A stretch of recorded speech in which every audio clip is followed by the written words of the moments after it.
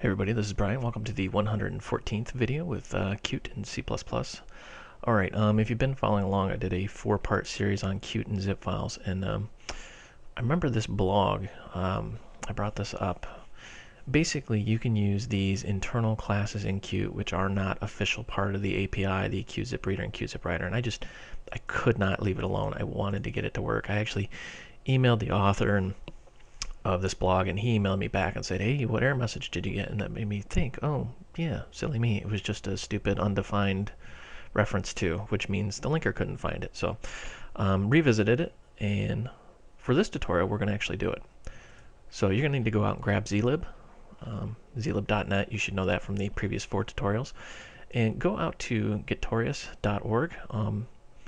And you're going to need to go to, there's a whole lot of source code out here because this is the actual source code for Qt. You're going to need to go to source, GUI, and text, and in there are some files here. There are QZip, QZipReader, QZipWriter.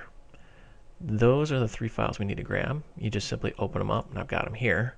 And the easiest way, rather than cloning the whole repository and all that, is just right-click, save link as on raw blob, and that'll actually download the file. Once you have those files, as you can see, I've downloaded them here. I've got QZip, QZipReader, QZipWriter. You notice the underscore P, and that's for private, meaning they haven't published that to the official API. I've also got a zlib, the current version. I've extracted and renamed it to just zlib.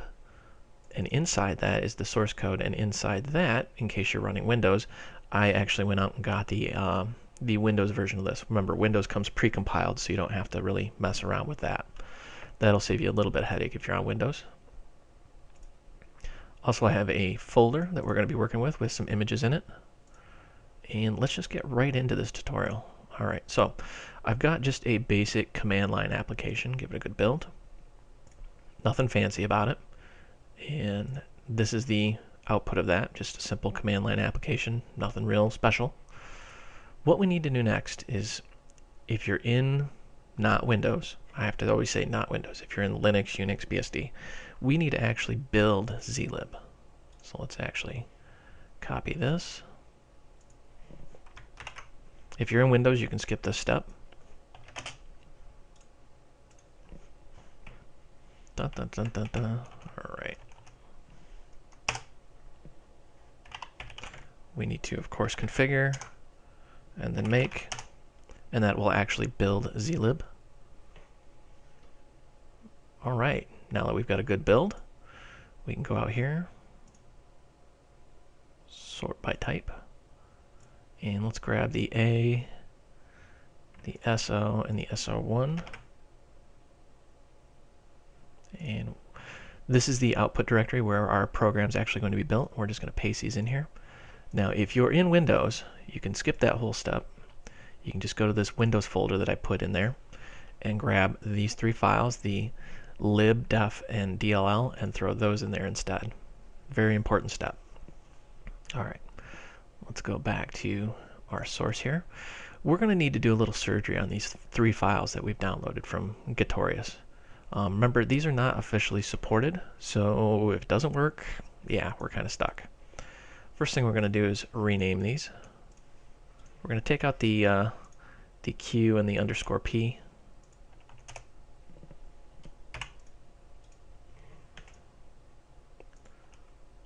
I need like theme music in the background. I don't know, like maybe the Knight Rider sound. You guys know what I'm talking about. All right, we're just going to add some existing files here, and we're going to add our 3 files we just modified. Now we need to do a little bit of surgery on here because we still have these names in here. QZipReader. All right, so we need to actually go in here and find and replace. My mouse got hung up. So we're going to replace QZipReader with just ZipReader. Save that.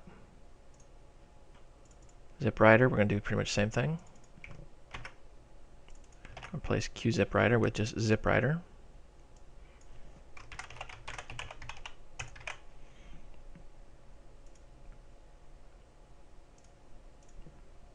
Save that. then we're going to open up zip.cpp, and same deal.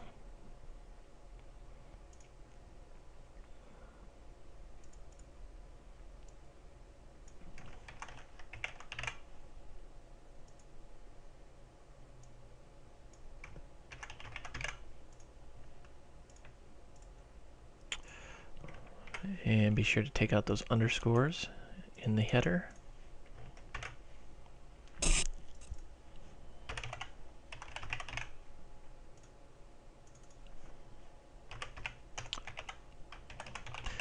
If you're on a platform that is very finicky, you'll need to make sure that these header files are exactly the way they're spelled, upper and lowercase. Alright, one final step. We'll need to actually go out here to zlib and grab the, where is it, the zlib h. And of course now I can't find it. The zconfig. Anybody? Oh, for crying out loud. Let's sort by name here. Be a little easier. There it is. Jeez, that was a pain. Paste those into our project.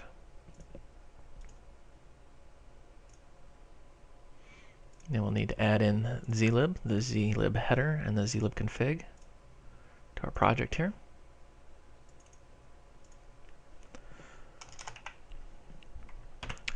Now we need to perform a little bit of surgery on our project file. And if you were following along in that blog, let's go back here.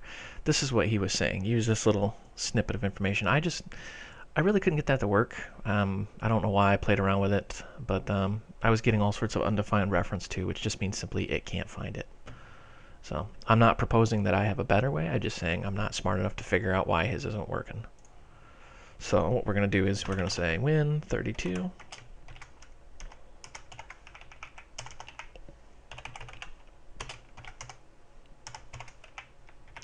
And we're just going to include some stuff here. So we're going to say include path plus equal print working directory zlib. All right. And then we're going to say libs plus equal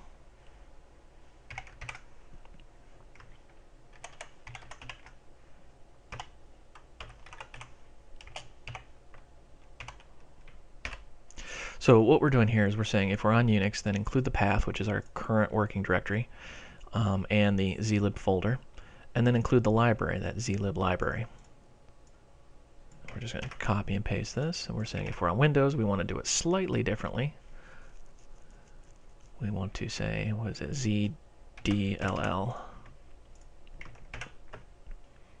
And I guess we could actually simplify this a little bit further and just include that. There we go. Nice and beautiful. So what we're saying is include that zlib subfolder, and then if we're on Unix, include the z library. If you're on Windows, include zdll, which actually we need to fix that a little bit more too.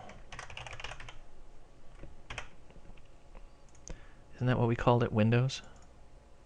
Yep, Windows with uppercase. There we go.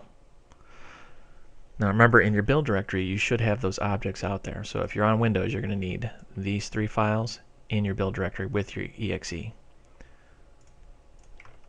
All right. Let's actually give it a good build and see what happens here. This is always the excruciating part. Hey, we got a good build. What do you know? So what we've done just now is we've seen that we can actually link it together. It works just fine. So now we need to start writing our code. And we're going to say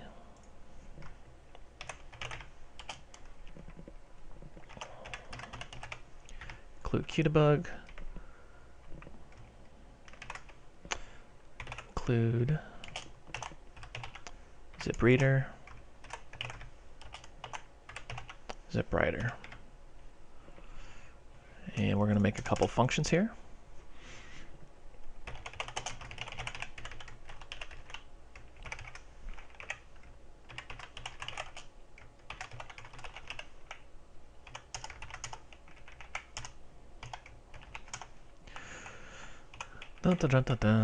So we're going to say compression test takes a zip file.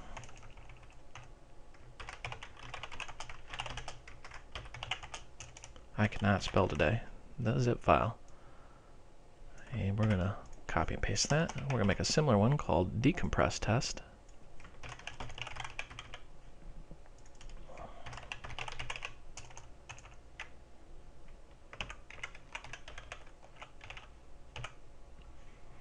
Alright, so now we've got our two functions here.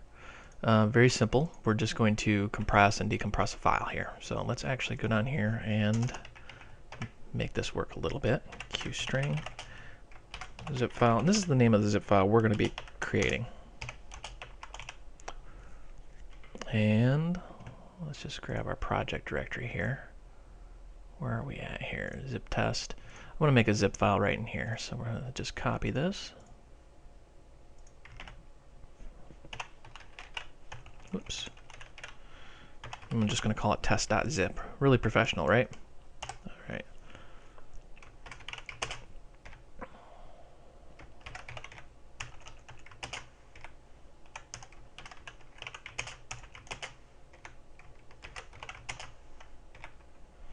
All right, so really all we're doing is we're making a QString and then we're going to compress and decompress. So this is where the magic's going to happen in these two functions up here. So let's start fleshing out our compression. So first thing we need to do is ZipWriter.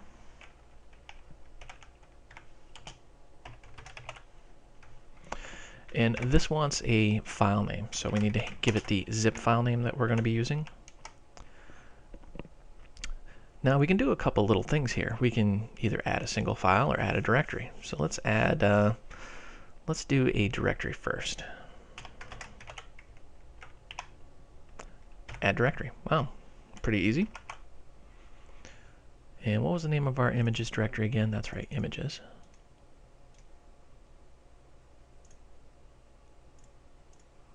So we're going to just paste that in there. And then of course we were going to just close the zip.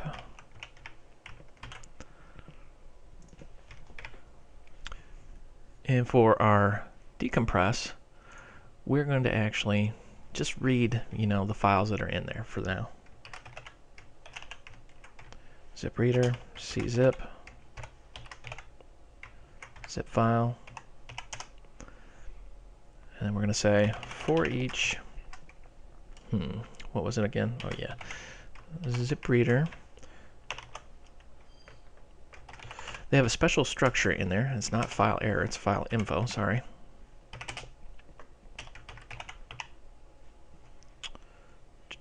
And we want to get file info list. You notice that's a Q list of file info.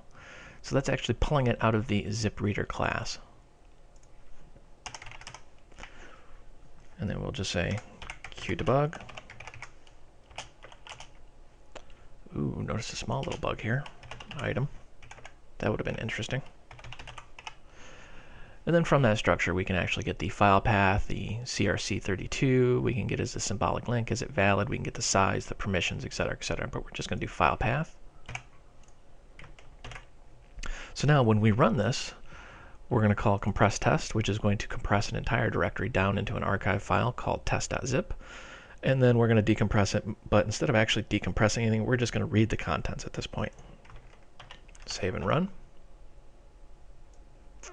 Phew, what happened there?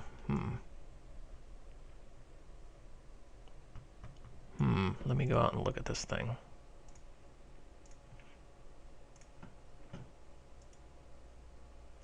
It made it. Oh, yes, there it is. Did not like that. Okay, I'm an idiot. Helps if you actually read the documentation here. I paused it just to figure out what was going on.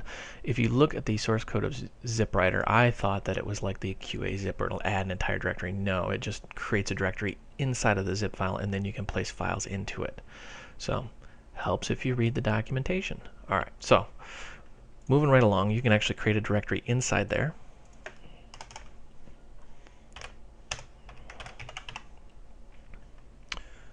And let's look at some of these other options we have here. We can add a directory, add file, symbolic link. We can create permissions, things like that. Actually, it's pretty snazzy when you look at this. I mean, it's all free, so let's actually show how to compress a file. We're going to say ZipWriter, czip, zip file, and we're going to say qstring. Let's call this single file.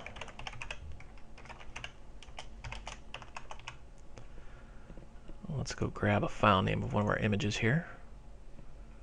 And let's add fail1.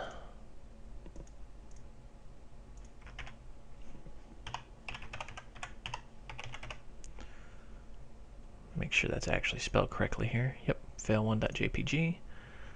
Alright, so got our name of our file. Now we want to make a Q file.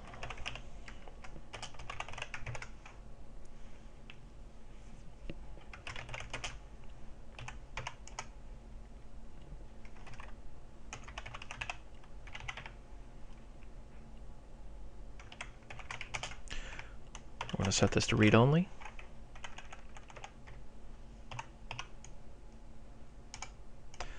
And then we, of course, whenever we open something, we want to close it.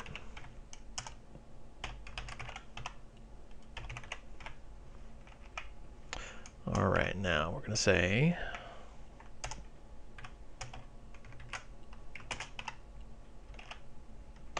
notice how this one's a file name and a byte array. So what we're doing is we're adding the name of a file. So we're just going to call this test.jpg. Notice how you can change the name of the file if you really felt like it. And we're going to say file read all. So we're just going to hand it the byte array. So when we save and run this, it runs. Let's kill the program, go back out here. Sure enough, there's test.jpg. Now if we were to extract this manually, let me actually move this up so you can see I'm extracting it.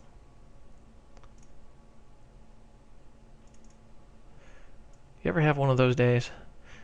Epic fail. You see the look on her face? She's so happy right now. Must be a dog lover. Anyways, let's move that to the trash. Alright, we still got our test.zip with our JPEG in it. Now we're going to actually do this the right way now that we've done a little bit of debugging here. Yes, and sure enough, there's test.jpg because we are reading the decompress test. Now we're going to actually decompress that file.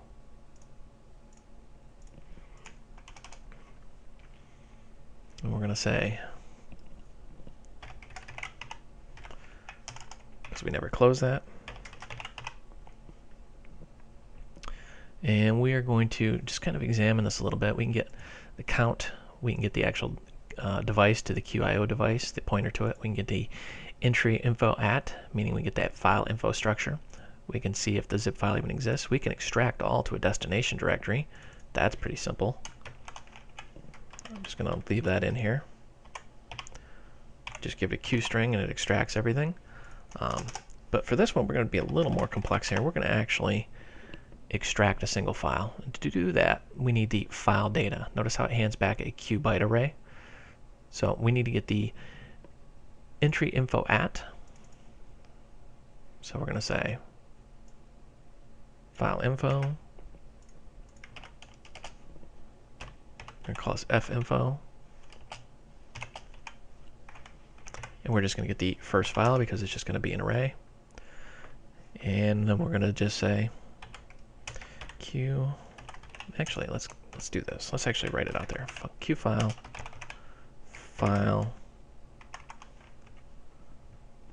and let's name this.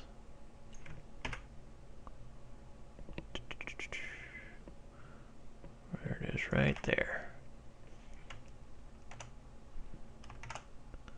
Oh my goodness, this is going to just drive me nuts. Sometimes copy and paste isn't so magical. There we go. We're going to call this fail2. We're going to write this out to our images folder. And if we go out there and look right now, there is no fail2, there's just fail1.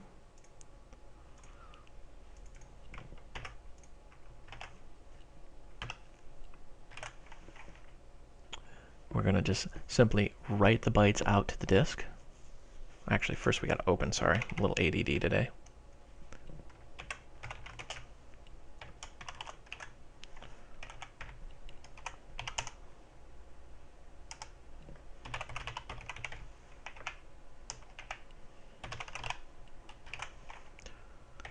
We're going to write that byte array out there. So what we need to do is we're going to say, whoops, dyslexia, and we're going to get the file data. Notice how it wants a QString, or the file name. So what we're going to do is we're going to actually grab that finfo and hand it that name, or the actual file path. Because remember, it treats this archive like a mini directory structure, so it wants the fully quantified path to that. That's why we're grabbing the entry at, so we can get the full path name, and then we're just handing it the path name. So just to review, we're going to compress a file. We're going to iterate through that and see what files are in the archive. We could just do extract all if we wanted to extract the entire thing, but we're going to extract a single file, and we're going to extract that to fail2.jpg, and we just simply open the file, write the bytes from the file data from the zip file if that's not confusing, and then close the file and the zip file. Let's see if this works. We got a good build, no error messages, and sure enough, fail2 exists. It opens up, works just fine. Just in case you're wondering, we also have Barbie, who they didn't give me a Barbie, so I gave them a barbecue. Get it? Look at that girl's face. And my personal favorite, you got me ribbons. Oh my god, oh my god. I love cats. What can I say? Dogs are awesome too, but cats just rule. Alright, so just to recap, what we covered here today is how to use the unofficial and unsupported and undocumented QZipReader and QZipWriter, rename them, reconfigure them, add them to our class, and we've also built zlib and linked it into our project, and then we've covered just the bare basics on how to use this. I'm going to zip all this up, maybe if my mouse works, and throw this up on my website, www.voidrealms.com. You can find it up there in a few minutes after I get done uploading it. I hope you found this educational and entertaining. If you use this, this should come with a very big disclaimer that this may cease working at a moment's notice for any unknown reason. It's not an officially supported class. We kind of did some dirty little workarounds. All right. Thanks for watching.